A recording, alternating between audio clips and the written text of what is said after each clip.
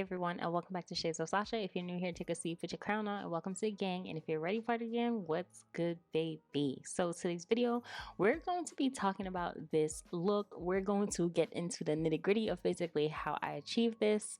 And for y'all that are not new, y'all know I can't braid, so obviously I did not braid my hair. I got one of my nieces to do it, so I suggest if you know you're not a braider, just make sure that you do that, because you don't have to do it for the crocheting. I know that there's some people who just basically put their hair in a ponytail and do that, but the braiding will just make it last. So all of the things that you saw in the beginning are the items that I use.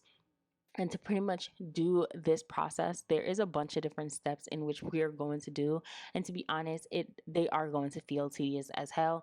But for the most part, if you put aside about an hour and a half, I think you will achieve this exact same look.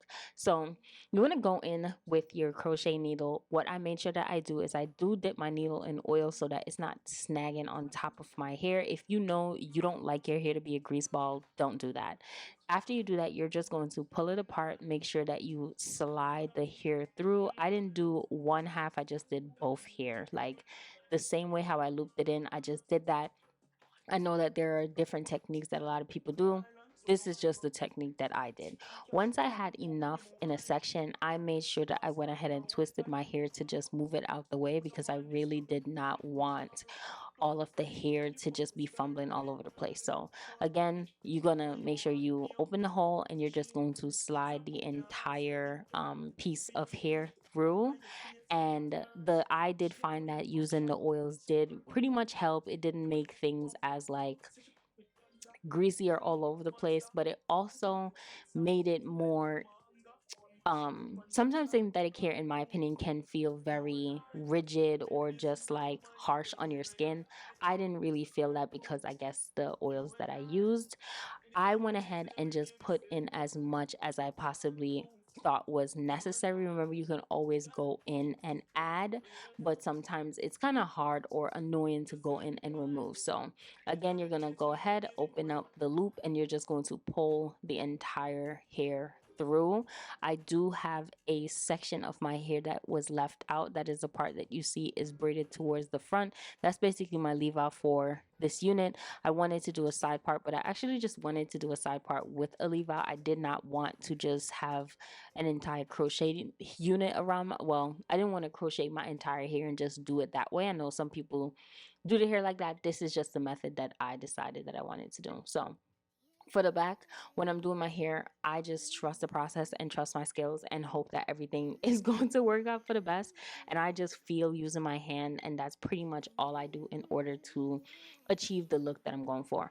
Once all of that is done, that you have actually installed all of the hair that you need for the crocheting part, the next step that you're going to need to do is actually brush out the crochet hair to just loosen it up a little bit, because you're going to then twist it and dip it in hot water.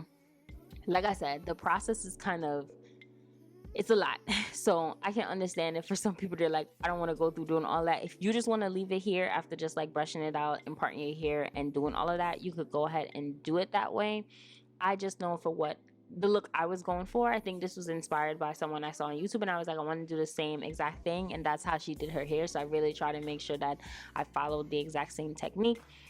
So all of the hair that I have for the leave out, I just made sure that I went ahead and I had that out. Here I'm just using a wide tooth comb and just make sure I'm brushing it out. I typically start from the end and move my way up. I know some people say they start from the top and then go down. I make sure I just hold on to the hairs and kind of like not make it yank me as much, because I do not want all of that stress and tension on my head, especially because you just crocheted this hair in to your actual like braiding hair underneath. So once you do all of this part, you want to make sure you go in as well and just like cut off any unnecessary tangling of hair that is pretty much there. I think I left this in for like 2 weeks or something. So after you kind of brush it out, the next step you want to use is this blow dry, which kind of makes it very easy for you to just have like a straight texture that's there. And then this is what I'm talking about, where you dip it in hot water, because I then went ahead and just twisted my hair to just have like a little curl pattern, the curl pattern that the person that I saw had. My hair did not come out that way. Maybe my water just wasn't hot enough or something, but for the most part, this is how the unit was left. I think it was pretty cute. It was simple, it was easy. This is not the type of look I think I would do to go on vacation, but it's the type of look that I would do in the summertime if I know I'm gonna stay at home close in the States. But that's it.